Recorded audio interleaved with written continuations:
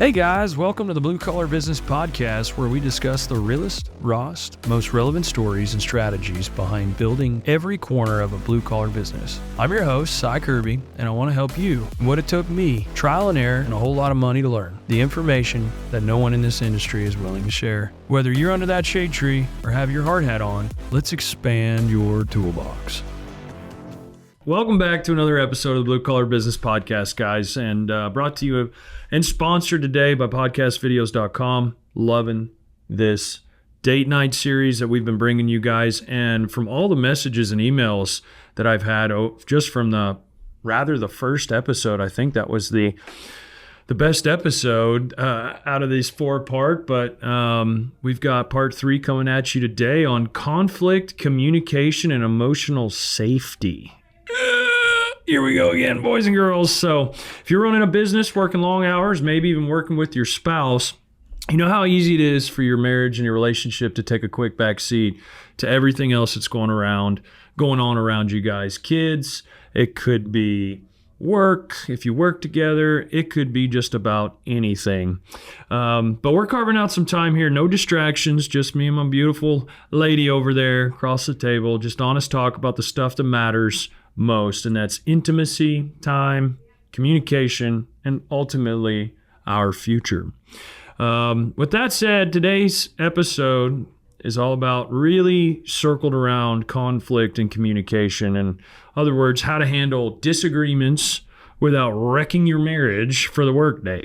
Mm-hmm. So let's get into it. And the last couple episodes, we kind of did this appetizer, first course, second course, dessert. And in that dessert, we kind of give you guys a challenge, and hopefully that, you guys are getting some value out of this. So furthermore, Mama Bear, thanks for joining me today. I'm excited to be here.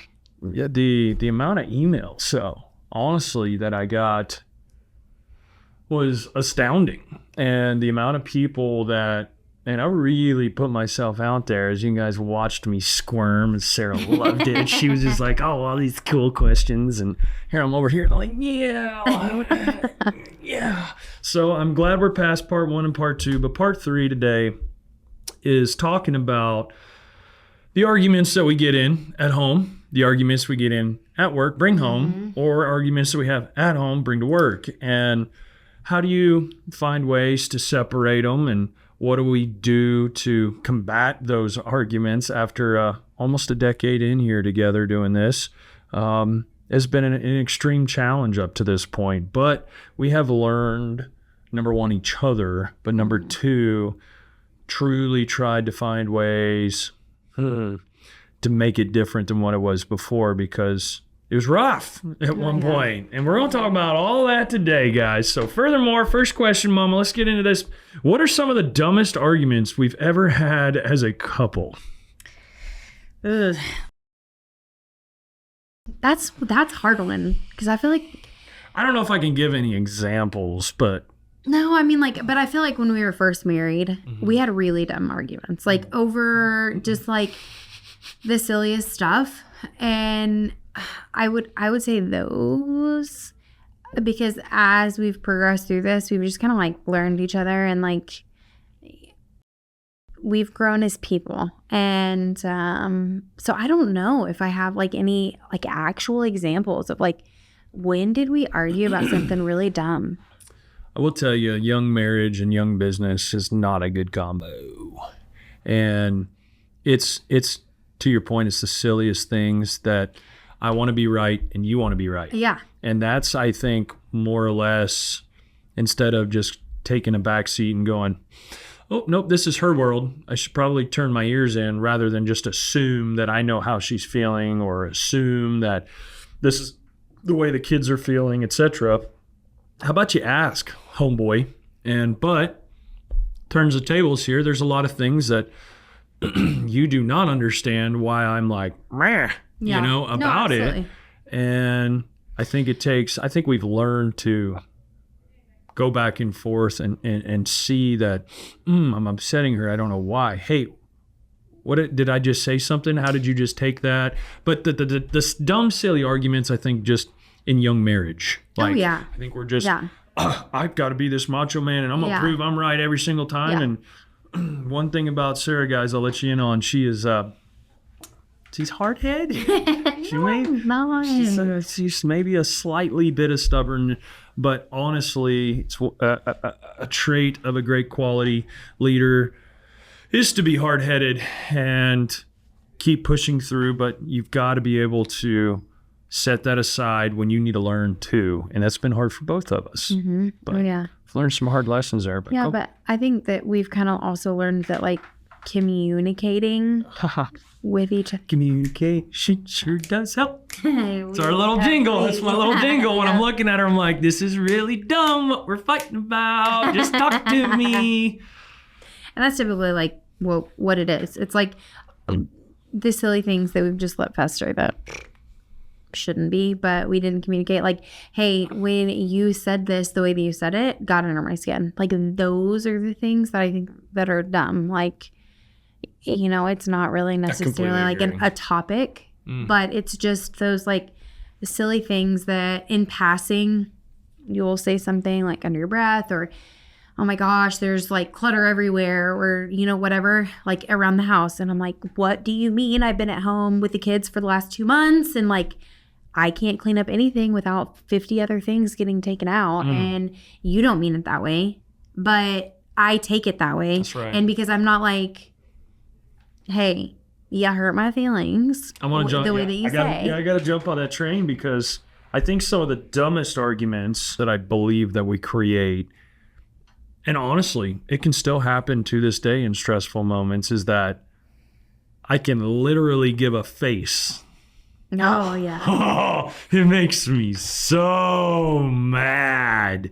I'm like, and it may be something about my thought process from Tuesday 3 weeks ago in that moment, but Sarah can say something and I can make a face, and she just automatically assumes exactly how I feel, how I've been for the last 6 hours, and what I was worried about, my next task. Like, I can just make a face and and then the fight it's not, I gotta say, when I see fight on, we've had our knockdown dragouts over 11 years. Everybody has. Next month's 11 years, by the way, sweetheart. Isn't that crazy? Yes, but honestly, we have figured out how to chisel into a communication that even in the hardest moments, we still figure out how to actually talk to each other. But those are some of the dumbest arguments that we don't even get to communicate, and we already and I've done it too, absolutely, by your body language. I just assume, because you're not like super vibrant about this is exactly how I feel, here's my heart, like your husband is. And actually, I know we're just still here on this appetizer here, but I'm probably more the emotional one. You guys heard that in part 1, part 2, and saw me tear up a couple times, but normally I am the more emotional one. It's just how I'm wired. And so would you say that you are the one that carries more of the feelings inside and then doesn't let it out, or you think that was me? Well, I think we both do it in our own ways. Yeah. We both carry different burdens for each other. And I agree. Mental burdens. And like, let's be honest here, we've put ourselves in positions in business because we didn't want to share this or that to start a fight. And we'll get into that a little bit more here in the show. But like, no, I agree. And, you know, would you say, I'm going to fire this one right back at you, Mama. Would you say we tend to fight or argue loud, fast, or more quiet, methodical, slow? And has that changed over the years? Oh, yeah. I would say the first part of our marriage was loud and fast. Like, yeah. And, you know, I feel like we both didn't understand that we are creating a life together. And that means that there's two imperfect people that are trying to figure out how to move in life together simultaneously. And trying to be perfect for one another. Yeah. Yes. And so I think and then we would just explode. And then once like it opened up, it was just chaos, right? And then now I feel like we are much more methodical on disagreements. Like there's appropriate and inappropriate times to state your feelings and frustrations and aggravations. And so I feel like now it's like a slow build to our disagreements. And I wouldn't even say that they're like we fight. Like we don't have fights where like I would typically say we fight. We just have disagreements, but they're much more level-headed now than when we first got married, you know? Mm-hmm. And we know how to listen how you want to be listened to. Yeah. And me as well. Yes. Because it's funny, the one part of communication, you know, well, you don't say enough. Well, that's one struggle, but there's also a part of communication where you don't listen enough. Yeah. And I failed at that, I could say. Yeah. Because I'm over here. Yeah. On the business track. How can you not see how important this is? And you're over here, family track, business, family track, jumping. And so am I. Mm-hmm. But I don't necessarily, back to our burdens and our shelves, mental shelves, is you have mental shelves on the family side and I have mental shelves on the business side. And we both need to take them off the shelf and present them every once in a while so we can avoid before the shelf explodes. Exactly. And I think that people often hear communication and they think like, okay, that's me communicating something to my spouse. But in communication, there's really two parts of it. And if you don't listen with open ears, because it's not always necessarily what you are saying that I'm hearing with on the forefront. You know what I mean? Like I have to like actually listen to not only the words that you say, but like, you know, the meaning behind them, the context. And delivery. You know what I mean? Yeah. And that sometimes changes what you are trying to tell me, you know? And if I don't do that, then I also think environment is another one. And that kind of leads us into the first course of the day. You're starting us off here. Yes. But environment is so huge in communication. I can tell you one thing, and there's 3 kids screaming around us, but this is so important. I got to get it off my chest. You're looking at me like, I can't even think right now. I'm not listening to anything that you have to say. Yeah. Baby crying.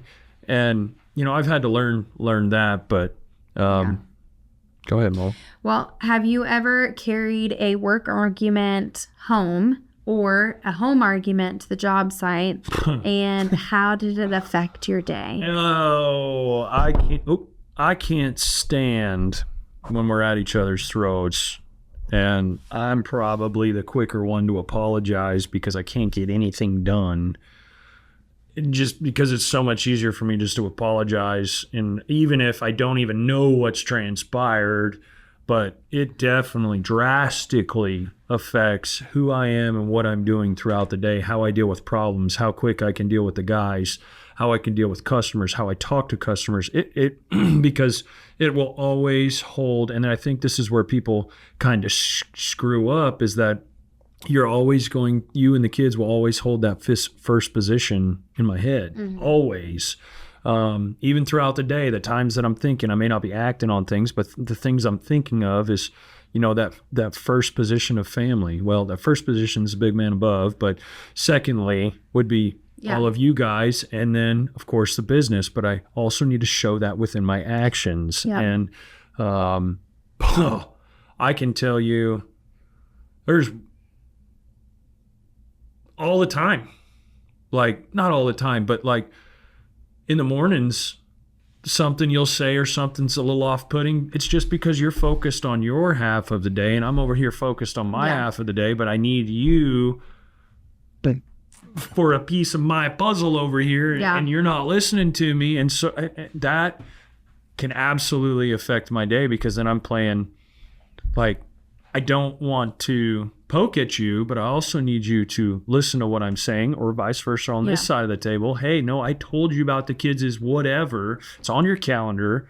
As long as it's on the calendar, I've never missed hardly anything with our kids. But if something were to come up, a dentist appointment, say, and I thought you were heading to the office, and I've told you about the dentist appointment. We've talked about it. It's on your calendar. Yeah. And I'm like, how dumb, dude, you weren't listening. And that's where I check myself, because I'm like, hey, where you at in your priorities? It's always a constant thing with myself, because I've lived the life of doing marriage and business without having your priorities in line, and really checking myself on my side of the table. But I can tell you, it's not as bad. Big things at work, financial pressures, purchases, future decisions, those will weigh on me heavy, as you know.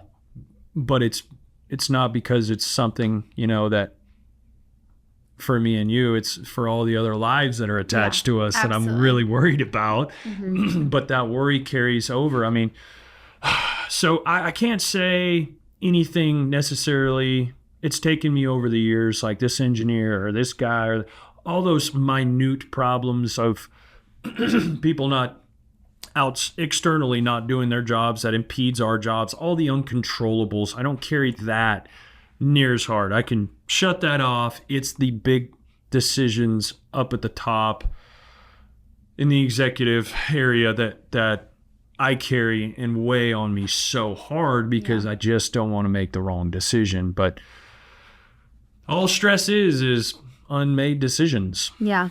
And I try to shed those, take 5-10 minutes there. I talked about that in episode 2. 5-10 minutes out in that driveway means a lot.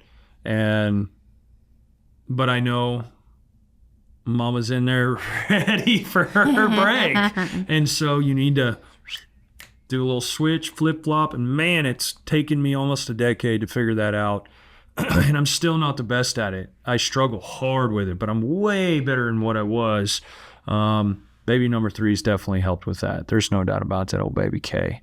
But yeah, you as well. You're going to be right around the same answer, I would assume. But yeah, and I mean, when we're not like in the same stratosphere, when we're not... Oh, stratosphere above the atmosphere. You heard that, guys. We're not even in atmospheres. Yeah, well, I mean, we're not running down the same track. Yeah. Sometimes we're running into each other. Yeah. Like, I mean, when we're not at least trying to orbit the same common goal, then it's crazy. I can't like function. I can't think. Like, agreed. The kids are like, Mom, I just need lunch. And I'm like, I can't focus, because we're not where we need to be. You know what I mean? And so I do.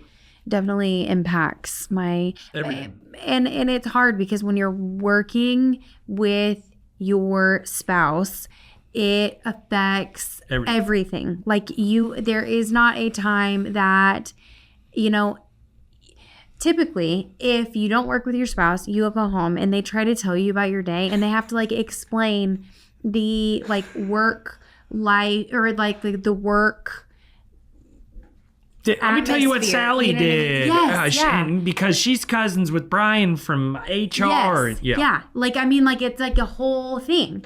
But when you work with your spouse, it is like all of the problems that are at home are still the problems when you go into the office. Mm-hmm. And when you are at home, all the problems at work are still the same problems. And it's so easy to just take those problems from like one place to the other place to the other place, and you like let it all bleed together. And that's why it's so like important. And you used to get so mad at me. I'm like, I need dedicated time that is not Psychon. Like, I need you to shut off Psychon and be at home. Yep. And I promise that when I'm in the office, I will do the same for SciCon because you needed that from me because I wasn't able to put the kids aside and focus on SciCon.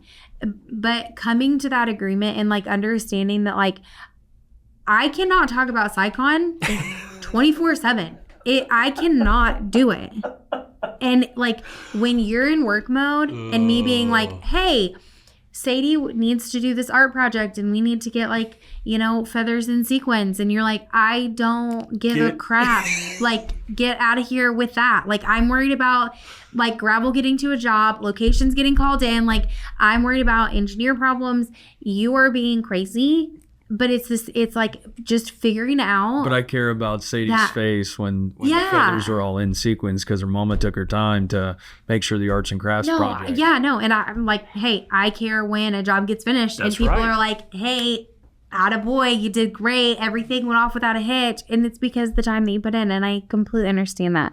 But it's just going through life and understanding, getting to a place that we could say like, hey, here is work and we're going to shut off home life. And here is home life and we're going to shut off work. And us both being dedicated to doing that has helped us tremendously be able to continue to live happily as a married couple. Because that's what would be sacrificed if we didn't come to an agreement on that. And we both figured out that that's what we're sacrificing and then figured out it wasn't worth it. Yeah, absolutely. Yeah. Absolutely. What are the most common triggers for our disagreements and arguments? Would you say money, parenting, or work decisions, or just overall future plans? I would say it depends on the season of life that we're in has been different triggers. You know what I mean? And so it's like, when we were new parents, parenting 100%. was a trigger. Like depending on where we're at within the business, financially, that may be a trigger. Like future plans. It just really like, I wouldn't say that there is like a specific trigger. I think that it's like either. 100% the season of life that we're in. And I want to, what is crazy, I feel like it is the lack of where we lacked in communication in the previous season is the trigger for the current season. So if we lacked in communication financially in the last season of our life, in this season of our life, our trigger is finances. If we didn't communicate about, our future goals, then we were not on the same page. And so it's like the more that you and I can be collectively on the same page, communicating, working towards the same common goal, we have less triggers, to fight. Fellas, let me talk to you for just a second. That means a little bit more out of you. You can't just, hey, this is what we're all going to do. We're going to buy this machine, hire these people, get this truck, get this trailer, and then they're just going to go out and make money, and this is how it's going to all be done, and then we're going to get paid here, and then... You ready? No. She's going to look at me and go, no, I need to see what's the contract. When are we actually getting paid? What's it say on the paper? Not just what some Joe Blow told you. Hey, you're talking about buying equipment. What kind of numbers do we got in our estimate before we go and lease or purchase or anything for this contract?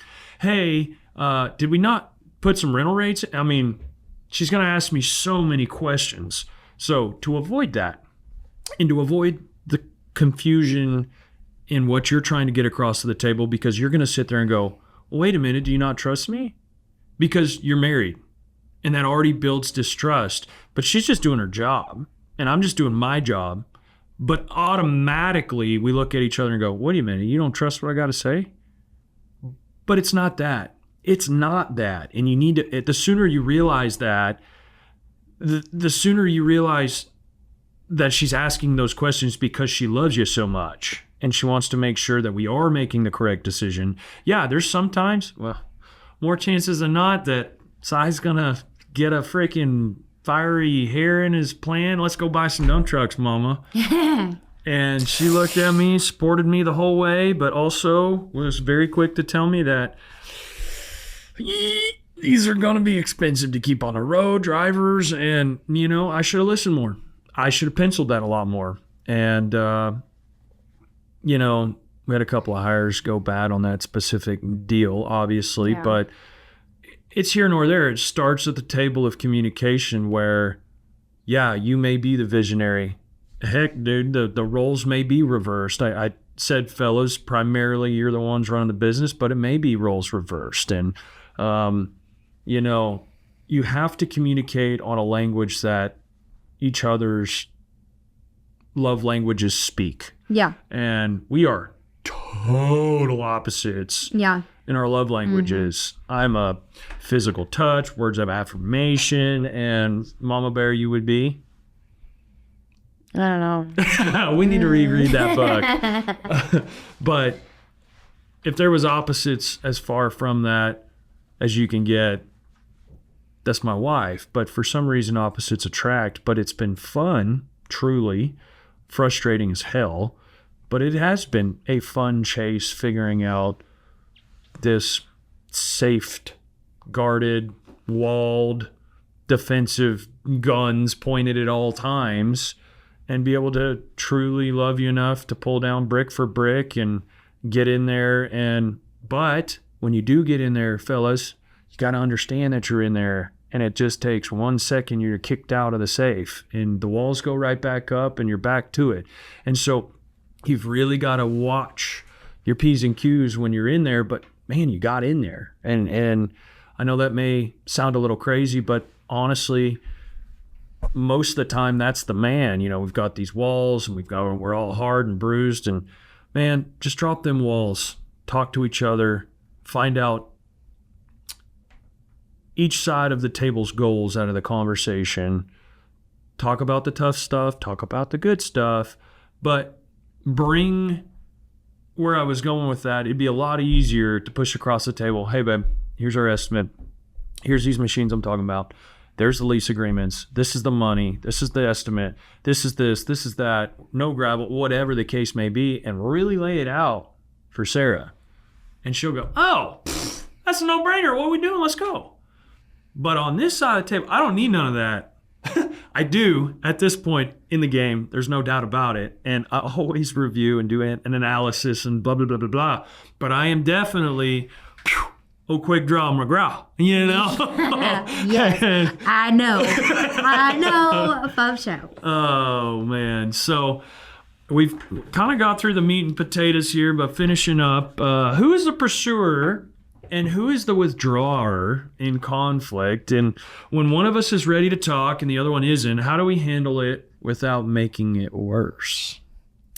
So you are the pursuer and I am the withdrawer. I will avoid, and you are like, let's figure it out right now, right this second. I don't care what is happening in life or around us in our surroundings. We're figuring it out. We're doing it now. And I'm like, I'm just going to sit on it. I'm going to feel my emotions. I'm going to let it like simmer a little bit, get super, super hot until I'm going to explode on you. And then it all is going to come out.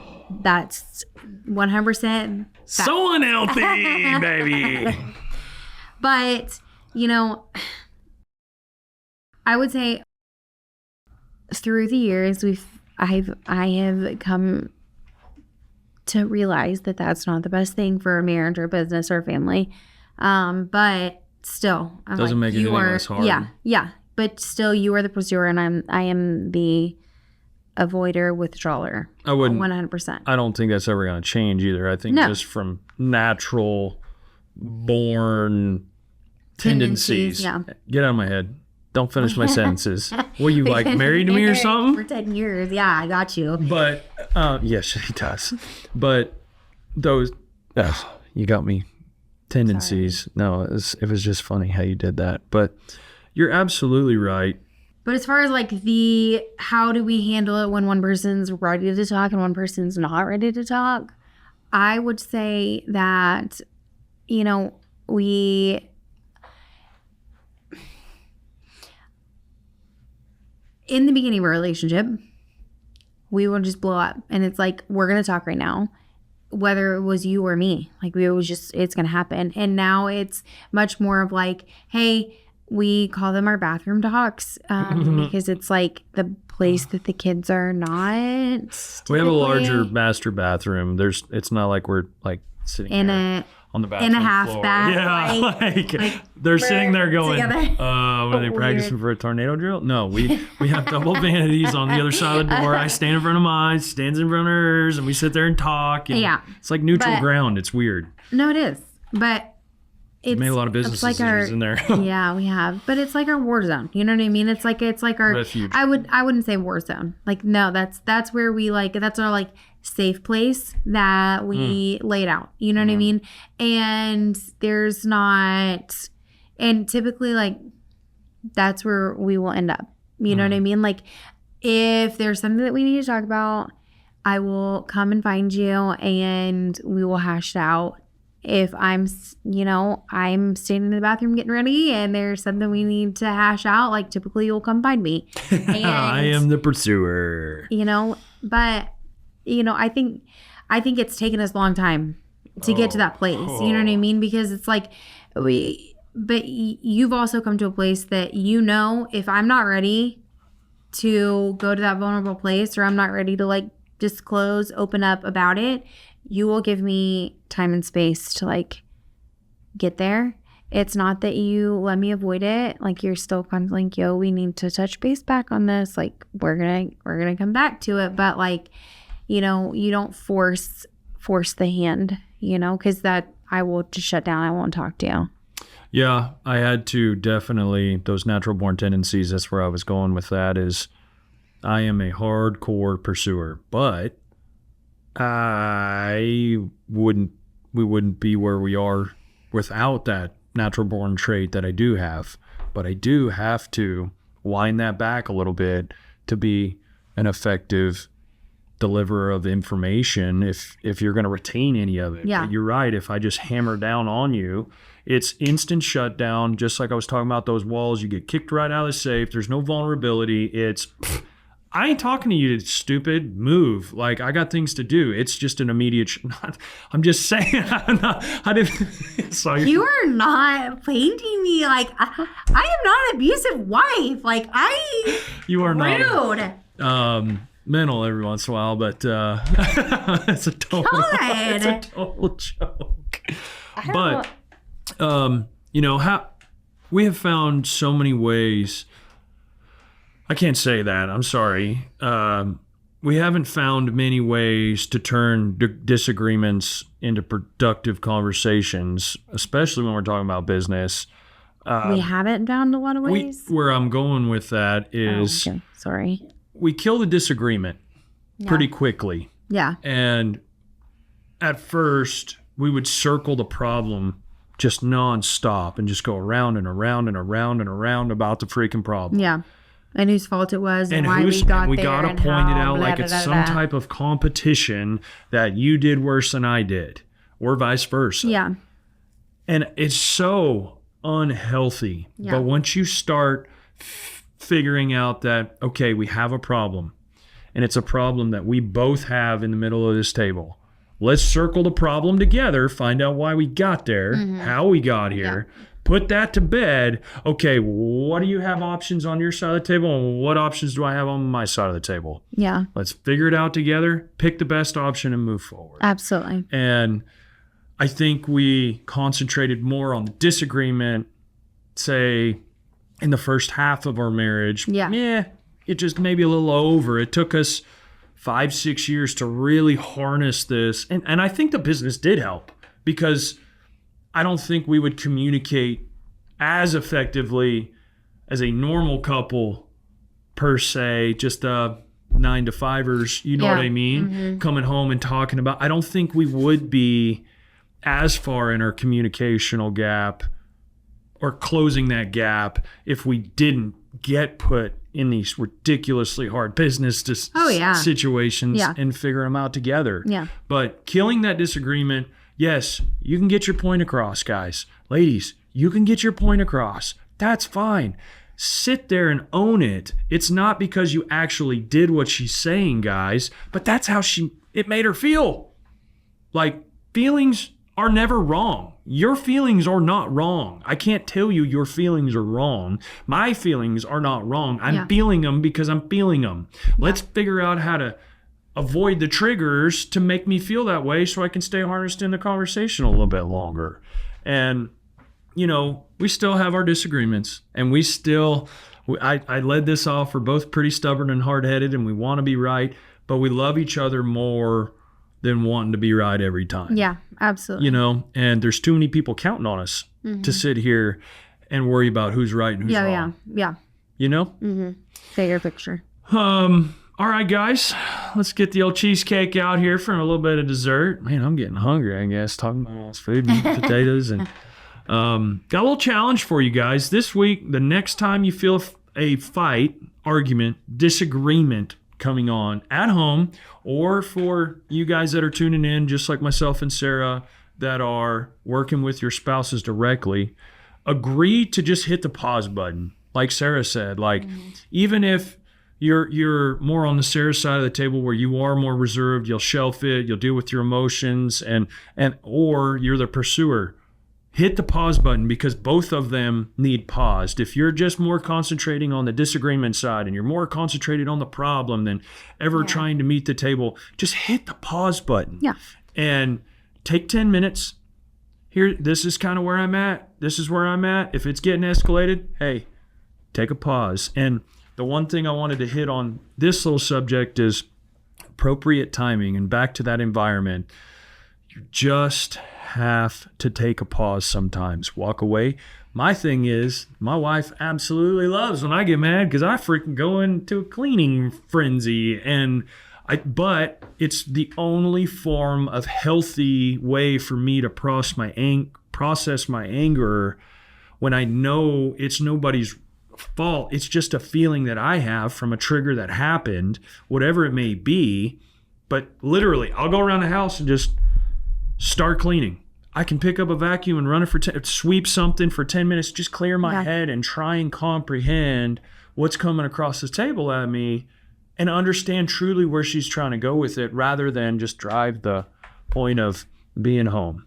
Yeah, but the most important part of hitting the pause button is that you have to circle back, and you have to take the emotion out of it. Your feelings aren't wrong, but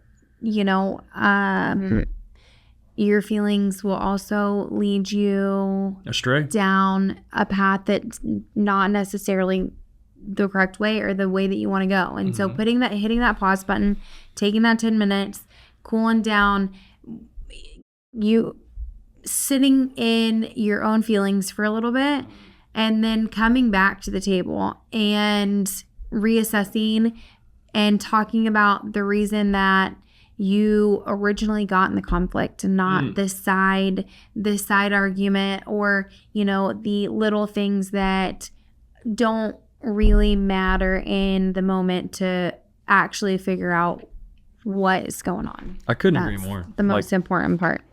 I could not agree more. You nailed it. But that's our challenge for this week, guys. And then circle back, come back, share one thing that you're actually upset about. It may not have anything to do with the topic at hand. A lot of our arguments spin off of it's the delivery, or it's what you said. We talked about that earlier. So just come back with, hey, this really upset me. And you're going to go, I don't even remember saying that. Yeah. It was something that was so little to you, or vice versa. Me being the pursuer, hey, and you look at me and like, pin it. We got kids, we got stuff to do. And I'm like, oh my God, pursuers, back off, pause. I'm telling you, it's healthy. It will help you. Say a quick little prayer, man. Because before we go into those conversations, it's always a quick little prayer to the big man, because I don't want to, back to the cleaning point, it's like, it's healthy for me to process my anger that way. And then the kids are looking at, okay, dad's pitching in, Mama Bear's seeing benefit out of it, even when I'm mad and upset. But normally through those tasks, my mind will do its thing, and I will go, I just need to go back and say, hey, this really ticked me off. And and you go, I'm sorry. Holy crap. I don't even remember saying that. And move forward. So guys, I really hope communication and conflict was a good episode for you to listen to. It's a very healthy conversation. Thank you, by the way. Just a reminder, you're not out there alone, guys. Lots of couples struggle. They just stay connected in busy seasons and don't go run into social media. That's the other thing. I was going to say that, there's so many people out there willing to give your opinion on half the story. Yeah, absolutely. And jump on a train and start wrecking your emotions and letting your emotions run with a thought that was never even supposed to be thought or had. And so be careful there, guys. But I encourage you to try the marriage calendar check. If you're worried about time management, go back. I think that was episode 2. Sit down Sunday night if you're working together, plan out what's going on with the kids, what's in her world, and that'll help with your prioritization. Okay, kiddo's got this, kiddo's got that. Sarah wants to be here to do this for that. Okay, then I layer everything else in with business. And that way, I'm still showing within my actions and my words. But that marriage calendar check is so huge, guys. But next week's episode is building a life beyond business. And I'm really excited. If you guys have been enjoying it, if you wouldn't, mind just a little bit, dropping a rate or a follow on this end of this episode once you get done with this episode, or maybe shooting it to somebody that might need it. I have loved hearing how many people we are impacting with just sharing our story, and how many people have thanked us for putting ourselves out there, because it's just super vulnerable, and it's definitely a little weird, and takes a little time and to figure it all out, but so worth it is what I was going to say. So guys, till next time, don't forget, like, subscribe, share, all the things, hit the buttons. I appreciate you guys so much. Till next time. If you've enjoyed this episode, be sure to give it a like, share it with the fellers, check out our website to send us any questions and comments about your experience in the blue collar business. Who do you want to hear from? Send them our way, and we'll do our best to answer any questions you may have. Till next time, guys.